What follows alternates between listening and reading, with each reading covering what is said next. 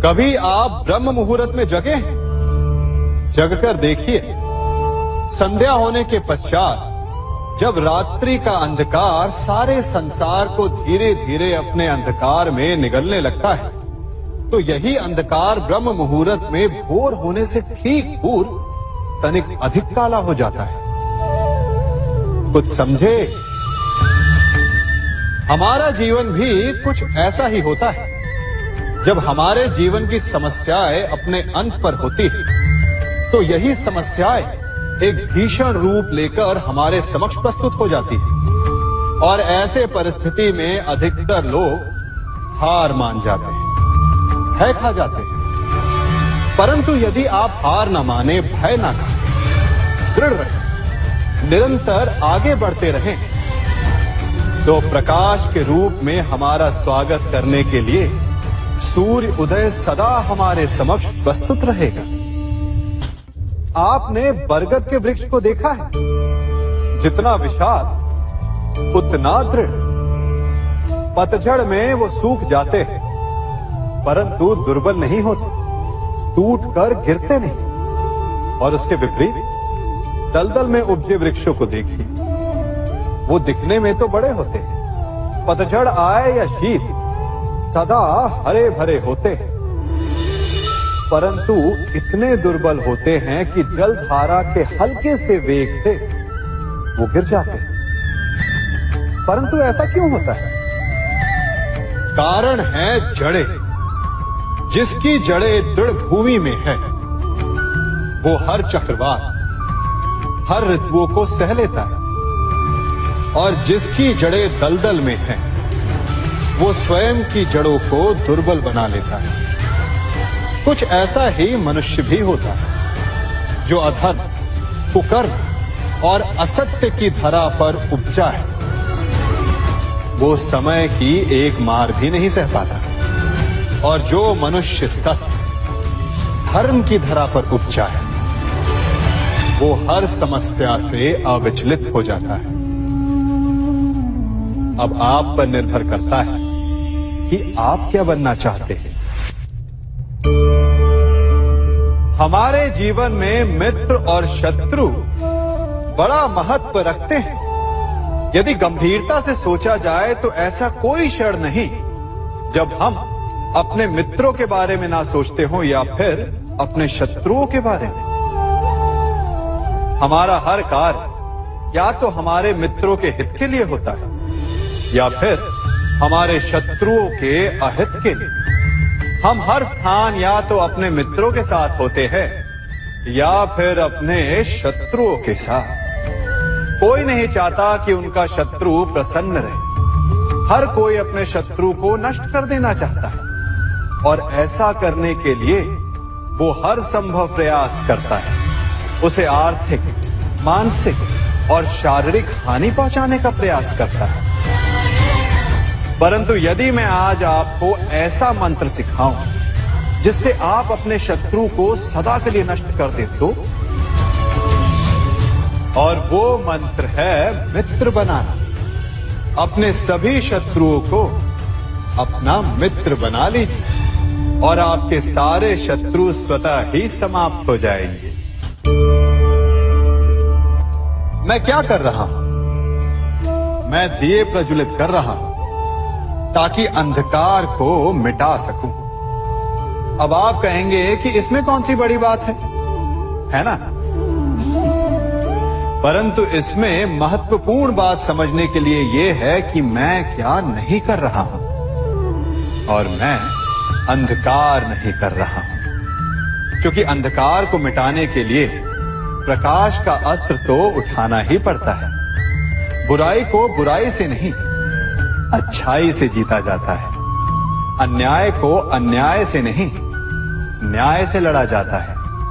क्रोध को क्रोध से नहीं, क्षमा का साथ लेना होता है। ठीक उसी प्रकार एक लोहा लोहे को काटता है, परंतु एक ठंडा लोहा ही गर्म लोहे को काट सकता है। इसलिए यदि आपको अपने जीवन में विजयी होना है तो अपने शस्त्रों को, अपने अस्त्रों को सोच समझ कर उठाइए, क्योंकि एक अनुचित सोच परिणाम पर भारी प्रभाव डाल सकती है।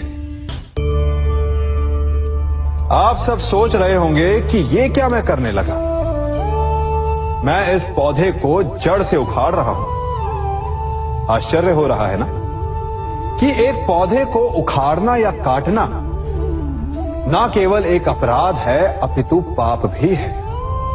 तो फिर मुझे ऐसा करने की क्या आवश्यकता पड़ गई?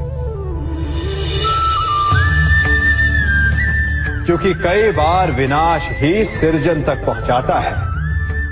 यदि नया भवन बनाना हो तो पुराने भवन को गिराना पड़ता है। व्यवस्था को परिवर्तित करने के लिए क्रांति लानी पड़ती है। और उसी प्रकार यदि किसी वृक्ष या किसी पौधे की जड़ों में घुन लग जाए या उसका मूल सड़ जाए तो उसे जड़ से उखाड़ देना ही श्रेयस्कर होता है, ताकि उस स्थल पर नए पौधे उपज सके। युद्ध करना पर्याय नहीं, परंतु कभी कभी शांति के लिए युद्ध करना आवश्यक हो जाता है। संसार में सबसे श्रेष्ठ क्या है? फूल या कांटे, प्रेम या घृणा, संपन्नता या दरिद्रता, मित्र या शत्रु? बताइए। अब आप भी कहेंगे कि भला ये कोई पूछने की बात हुई? अवश्य, फूल, प्रेम, संपन्नता और मित्र ही श्रेष्ठ है। परंतु क्या आपने अपने जीवन में कभी सोचा है कि हर एक भाव, हर एक वस्तु, हर एक घटना का एक गुण धर्म होता है? त्वचा पर जलन करने वाले फूलों से अधिक श्रेष्ठ वो कांटे हैं जिनसे आप अपने घर की बाढ़ बनाते हैं ताकि वन्य पशु आपके भीतर ना आ सके। वो प्रेम श्रेष्ठ नहीं जो आपको अंधा, लोभी, पक्षपाती बनाता। वो घृणा श्रेष्ठ है जो आपको नया मार्ग दिखा दे।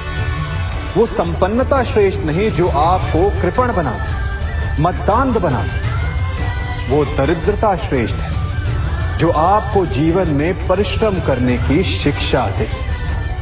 कुविचार देने वाले, बुरा मार्ग दिखाने वाले मित्रों से अधिक श्रेष्ठ वो शत्रु होते हैं जो हमें जीवन का लक्ष्य दे दे। इसलिए अपने जीवन में हर वस्तु, हर भाव, हर घटना के गुण धर्म को पहचानिए और उसके पश्चात अपना चयन कीजिए। स्वर्ण।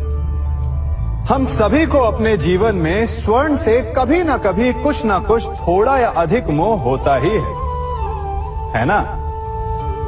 परंतु क्या आपने कभी सोचा कि स्वर्ण को प्राप्त कैसे किया जाता है? जब भूमिगत खदानों से स्वर्ण को निकाला जाता है तब वो एक पाषाण की भांति होता है।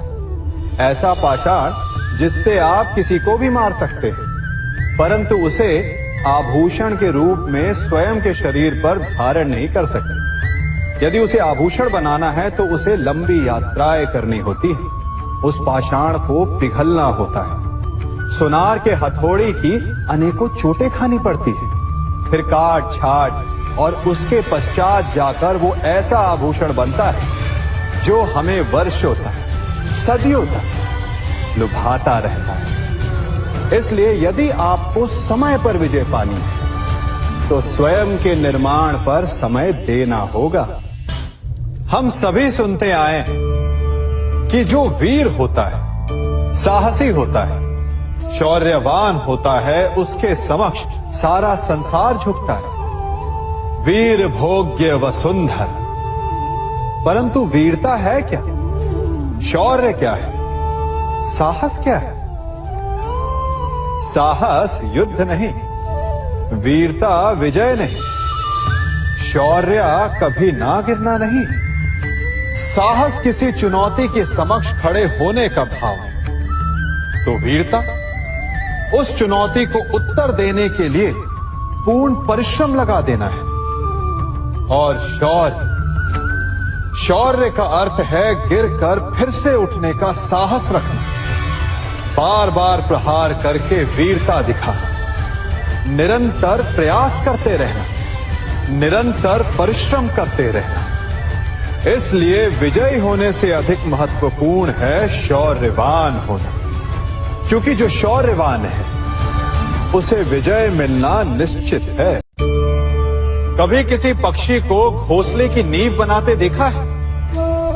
अथक परिश्रम करके तिनका तिनका बिटोर कर वो पक्षी अपना घोंसला बनाता है, अपनी संतान के लिए एक सुरक्षित घर बनाता है।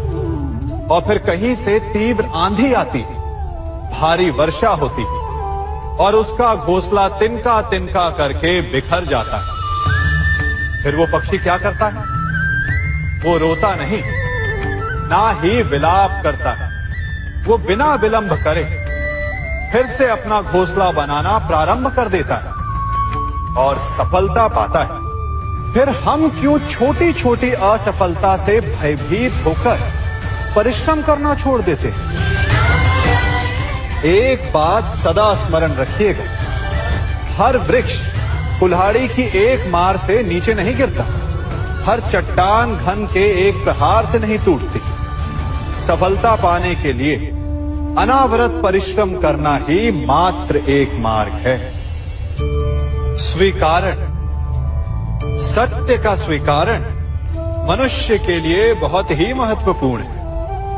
जब तक मनुष्य सत्य को स्वीकार नहीं करता, उसे असत्य से लड़ने की शक्ति प्राप्त नहीं होती। जब आप भोजन करते हैं तो क्या होता है? आपका पेट स्वीकारता है कि वो भर चुका है और आप भोजन करना बंद कर देते हैं। जब आपको निद्रा आती है तो क्या होता है? आपका मन स्वीकारता है कि आपका शरीर थक चुका है और उसे विश्राम की आवश्यकता है। उसी प्रकार जब आपको किसी व्यसन को रोकना हो तो आपको स्वीकारना पड़ता है कि बहुत हो चुका, चाहे वो लालच हो या मदिरापान। उस व्यसन का त्यागना तभी प्रारंभ होता है जब आप ये स्वीकार कर लेते हैं कि आप उस व्यसन के बंधक हैं। हम में से ऐसा कोई नहीं जिनकी परछाई उनसे दूर रहती। हमारी परछाई सदैव हमारे साथ रहती है। कदाचित हमारी परछाई हमारे कर्मों के फलों का संकेत है। कदाचित इसी कारण कई बार हमें अपनी परछाई से भय भी लगता है, परंतु इस भय से निवारण पाने का एक साधन अवश्य है। वो है सूर्य की ओर मुख करना या किसी प्रकाश के स्रोत की ओर मुख करना, क्योंकि तब हमें हमारी परछाई दिखाई नहीं देती। यदि इसे जीवन के संदर्भ में देखें तो ये प्रकाश का स्रोत शुभ कर्मों की चेतना है। यदि आपके मन में शुभ कर्म करने की इच्छा है तो आपको कभी भी अपने कर्मों के फल का भय नहीं होगा, क्योंकि यदि आपका मन शुद्ध होगा तो आपके कर्म शुद्ध होंगे और शुद्ध कर्मों का फल कभी अशुद्ध नहीं हो सकता। आज मैं आप सबको एक कथा सुनाता हूं। एक दिन प्रातः एक व्यापारी अपने घर से निकला। घर से निकलते ही एक बिल्ली ने उस व्यापारी का मार्ग काट दी। व्यापारी घबरा गया। वो फिर से घर लौट गया और शुभ घड़ी की प्रतीक्षा करने लगा। और जब वो पुनः अपने घर से निकला तब वो वाहन जा चुका था जिससे राजा तक पहुंचकर उसे भेंट देनी थी। राजा को भेंट नहीं मिली। राजा क्रोधित हो गए। राजा ने उस व्यापारी का व्यापार बंद करवा दिया। इस कारण व्यापारी क्रोधित होकर घर पर अपनी पत्नी से लड़ बैठा। पत्नी अपने बच्चों समेत मैके वापस चली गई और उस व्यापारी के जीवन में यदि कुछ रह गया था तो केवल अंधकार। और इन सब का कारण वो उस बिल्ली को मानता रहा जिसने उसका मार्ग काटा था। ऐसा ही एक दूसरा व्यापारी राजा को भेंट देने निकला और उस व्यापारी का मार्ग भी एक बिल्ली ने काट दिया। वो व्यापारी तनिक घबराया, परंतु उसने आगे बढ़ना अधिक उचित समझा। राजा तक वो समय पर पहुंचा। उसने राजा को भेंट की। राजा प्रसन्न हुए और राजा ने व्यापारी को अपना व्यापार बढ़ाने की अनुमति दी। स्वर्ण आभूषण दी। जब व्यापारी घर पर पहुंचा तो पत्नी को आभूषण और अपने बच्चों को देने के लिए वस्त्र थे उसके पास। हर ओर प्रसन्नता थी। समझ रहे हैं ना, दोनों के साथ एक ही प्रकार की घटना हुई, परंतु दोनों की प्रतिक्रिया भिन्न थी। ऐसा ही हमारा जीवन भी है। हमारे जीवन में प्रारब्ध का अपना स्थान है, परंतु उससे कई अधिक महत्वपूर्ण हमारी प्रतिक्रिया, हमारे सोच का प्रभाव है। क्योंकि यही हमारे जीवन को आकार देते हैं। इसलिए अपनी सोच को सकारात्मक रखिए। आपका जीवन सदैव आनंदमय रहेगा। आप इन दो पात्रों को देख रहे हैं। मेरे इस पात्र में जल है और ये पात्र मिष्ठान से भरा हुआ है। दोनों ही पात्र भरे हैं, परंतु देखिए, मिश्री को जल में मिला दिया। जल ने मिश्री को अपना लिया। मिश्री ने अपना अस्तित्व खो दिया, परंतु जल को अभिमान है कि उसका अस्तित्व अभी भी बना हुआ है। परंतु जो इस जल को चखेगा उसे अवश्य पता चल जाएगा कि ये जल अब वो जल नहीं रहा, ये अब शरबत बन गया। हमारा त्याग, हमारे बलिदान भी ऐसे ही होते हैं। जो इस बात को अनुभव करते हैं वो समझ सकते हैं कि कैसे हमने समय की धारा को बदल दिया। जो बलिदान देते हैं उनका अस्तित्व कभी नष्ट नहीं होता, अपितु उनका बलिदान संसार में कुछ ना कुछ परिवर्तन अवश्य लाता है। हम सभी कभी ना कभी, कहीं ना कहीं अपने जीवन में यात्रा अवश्य करते हैं। हमारी यात्रा में कभी पक्के रास्ते आते हैं तो कभी कच्चे रास्ते। पक्के रास्ते मनुष्य बनाता है और कच्चे रास्ते जानते हैं कैसे बनते हैं? चलते चलते बन जाते हैं। जब लोग एक स्थान से जाते हैं तो पैरों के दबाव से नीचे की घास कुचल जाती है। बार बार उस मार्ग से जाने से धीरे धीरे मार्ग स्वतः ही बन जाता है। और यही जीवन है, यही नियति है। जब आपके जीवन में आपको मार्ग ना मिले तो रुकिए नहीं, आगे बढ़ते रहिए और आपके पैरों के दबाव से मार्ग स्वतः ही बन जाएगा। हम सभी अपने जीवन में सफलता चाहते हैं, है ना? उसके लिए हम रात दिन परिश्रम करते हैं, कड़ी मेहनत करते हैं, परंतु फिर भी असफल हो जाते हैं। परंतु ऐसा क्यों होता है? कभी सोचा आप सबने? क्योंकि सफलता पाने का मंत्र बड़ा कठिन नहीं, बड़ा सरल है। उचित विचार, उचित समय, उचित स्थान पर उचित प्रहार। जब आपके विचार, समय, स्थान और प्रहार यानी परिश्रम उचित है तो सफलता आप ही को मिलेगी। जिस प्रकार एक लोहार लोहे से कुछ बनाते समय उस लोहे के सही ताप तक के आने की प्रतीक्षा करता है और समय आने पर उचित स्थान पर पर्याप्त बल से प्रहार करता है और लोहा आकार ले लेता है, ठीक उसी प्रकार आपकी सफलता भी आकार लेती है। हम सभी को अपने जीवन में कभी ना कभी निराशा मिलती है, असफलता मिलती है और अधिकतर लोग इसके पश्चात भाग्य का रोना लेकर बैठ जाते हैं। कुछ कहते हैं कि जिस स्थान पर मैं हूं उससे कई ऊंचे स्थान पर होने के योग्य था, परंतु नहीं जा पाया। किसी को पीड़ा है कि उसे जो मिलना चाहिए था वो उसे नहीं मिला। भाग्य ही बुरा था। भाग्य क्या होता है? भाग्य वन में खिला पुष्प देवताओं को चढ़ाया जाएगा या किसी सुंदरी की वेणी में वो सजेगा या फिर उसे कुचल कर उत्पाद बना दिया जाएगा। ये सब एक पुष्प के नियंत्रण में नहीं होता, परंतु जब तक उस पुष्प का अस्तित्व है, सुगंध बिखेरना उसके वश में अवश्य है। परंतु भाग्य हमारे वश में नहीं, और जो हमारे वश में नहीं उसके लिए दुखी होने से क्या होगा। कर्म पर वश है, वो कीजिए और धीरे धीरे भाग्य आपके वश में आ जाएगा, क्योंकि कर्म ही प्रधान है। मनुष्य की सबसे बड़ी दुर्बलता क्या होती है? सोचिए। धन, प्रेम, अहंकार। मनुष्य की सबसे बड़ी दुर्बलता होती है उसके रहस्य।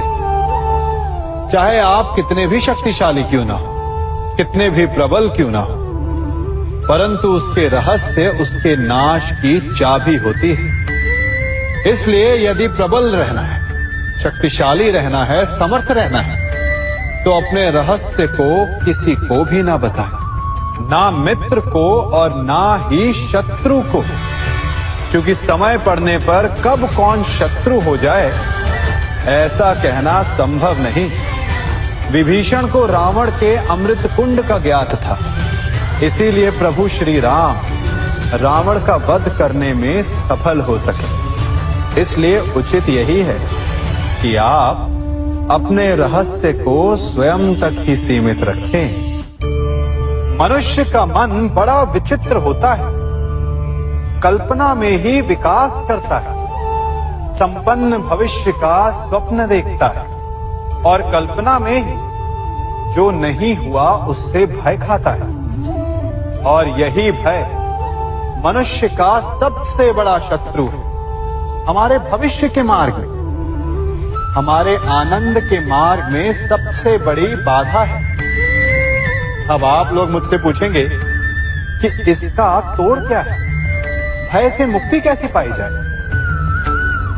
तो ये प्रश्न आप स्वयं से पूछिए।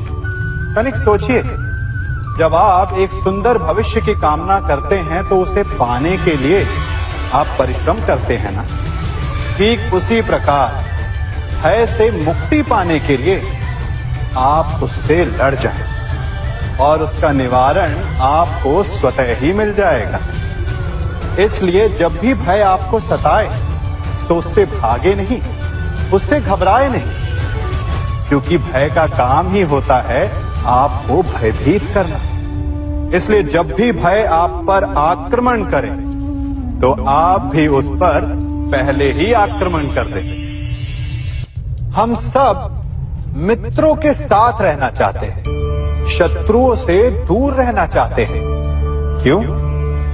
क्योंकि हमें जीवन में आनंद पाना है, जीवन में आगे बढ़ना है, स्वयं को संपन्न देखना है। और यदि किसी से भी आप पूछेंगे कि जीवन में सफलता पाने के लिए सबसे अधिक आवश्यकता किसकी होती है, तो हर एक आपको लगभग एक ही उत्तर देगा। सफलता प्राप्त करने के लिए आपको सच्चे मित्रों की आवश्यकता होती है। परंतु यदि आपको और अधिक सफल होना है तो आपको केवल मित्रों की नहीं, शत्रु की अधिक आवश्यकता है। अब आप कहेंगे, ये मैंने कैसी बात कर दी? तनिक स्वयं सोचिए। जब भी संकट आता है तो मित्र क्या करते हैं? आपकी सहायता करने के लिए आपके साथ खड़े हो जाते हैं, और संकट के समय में शत्रु और बड़ा संकट बनकर हमारे समक्ष खड़े हो जाते हैं। मित्र हमें सहायता देते हैं, अपनी शक्ति देते हैं, परंतु शत्रु आपके भीतर छिपी शक्ति को बाहर लाता है, आपको और अधिक बलवान बनाता है। संगति या साथ, मित्र और साथी मनुष्य के व्यक्तित्व के लिए सबसे महत्वपूर्ण होते हैं। अब आप कहेंगे, ये कैसे? मनुष्य अवश्य अपने व्यक्तित्व के लिए उत्तरदायी होता है, परंतु मनुष्य संगति में ना चाहते हुए भी उसका व्यक्तित्व संगत की भांति हो जाता है। इन पात्रों को देख रहे हैं? मध्य में जल रखा है, इसमें दूध है और इसमें मलिन कीचड़ रखा है। यदि मैं इस जल को इस दूध में मिलाता हूं तो ये जल दूध बन जाता है, और यदि इसी जल को इस मलिन कीचड़ में मिलाता हूं तो क्या हुआ? ये जल कीचड़ बन गया। ऐसी कोई युक्ति नहीं कि जल बिना घुले मिले दूध या कीचड़ में अपना अस्तित्व बनाए रखे या उनसे अलग रहे। और ठीक ऐसा ही मनुष्य के जीवन में भी होता है। यदि एक गुणहीन व्यक्ति गुणवानों की संगत में बैठे तो उसे भी गुणवान समझा जाता है, सम्मान का पात्र समझा जाता है। और यदि एक गुणवान व्यक्ति गुणहीनों की संगत में बैठे तो उसे भी तिरस्कार मिलता है। इसलिए अपने जीवन में सदैव संगति सोच समझकर सावधानी से चुनिएगा। कभी खेत में किसी किसान को खेती करते देखा है? वो उसे सींचता है, उसे जोतता है, पशु पक्षियों से खेत की फसल की रक्षा करता है। परंतु एक बात का वो सबसे विशेष ध्यान रखता है कि कहीं खेत में खरपतवार ना उग जाए, क्योंकि एक खरपतवार खेत की सारी फसल को नष्ट कर सकती है। ठीक उसी प्रकार यदि वंश की कोई संतान खोटी निकल जाती है तो वो समूचे वंश का सर्वनाश कर देती है। इसीलिए संतान के लालन पालन में विशेष ध्यान देना आवश्यक होता है, क्योंकि संतान वो फसल होती है जो वंश के आने वाले समय को महान बना सकती है या फिर वंश का पतन भी कर सकती है। मनुष्य भी बड़ा विचित्र प्राणी है। अपनों से नीचे के स्तर के लोगों को वो हे दृष्टि से देखता है, उनका उपहास उड़ाता है, उनसे बार बार कहता है कि तुम्हारा कुछ नहीं हो सकता, तुम भविष्य में कुछ नहीं कर पाओगे। जब मनुष्य के पास धन संपत्ति मान होता है तो वो दूसरों का आदर नहीं करता, परंतु वो एक बात भूल जाता है कि उससे भी अधिक शक्तिशाली कोई अस्तित्व में है, और वो है समय। काल काल अपना चक्र कब बदलेगा ये कोई नहीं जानता। समय अपनी करवट कब लेगा ये कोई नहीं जानता। कोयला भी समय के साथ साथ हीरे में परिवर्तित हो जाता है। इसलिए जीवन में कभी भी किसी का भी उपहास नहीं उड़ाना चाहिए।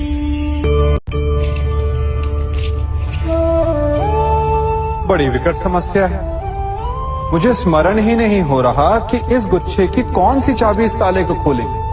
बड़ी देर से प्रयास कर रहा, परंतु ये ताला खुल ही नहीं रहा।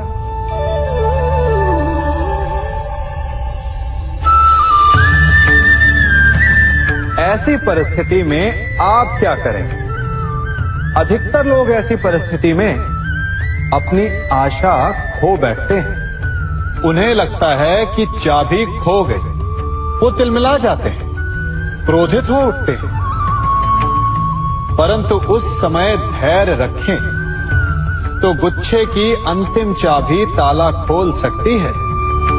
कुल्हाड़ी का अंतिम प्रहार वृक्ष को काट के गिरा देता है, परंतु क्या सत्य में कुल्हाड़ी का अंतिम प्रहार वृक्ष को काट के गिरा देता है? आपको आपका लक्ष्य दिला देता है? नहीं, आपका निरंतर प्रयत्न ही आपको सफलता दिलाता है। जब आपका मन निराश है तो अपने कार्य में दुगनी उत्साह से जुट जाए, क्योंकि अनावरत बहता जल ही कठोर चट्टान को काट सकता है। सफलता का मूल है परिश्रम, प्रयास और आशा। मनुष्य का जीवन ऋतुओं के समान होता है।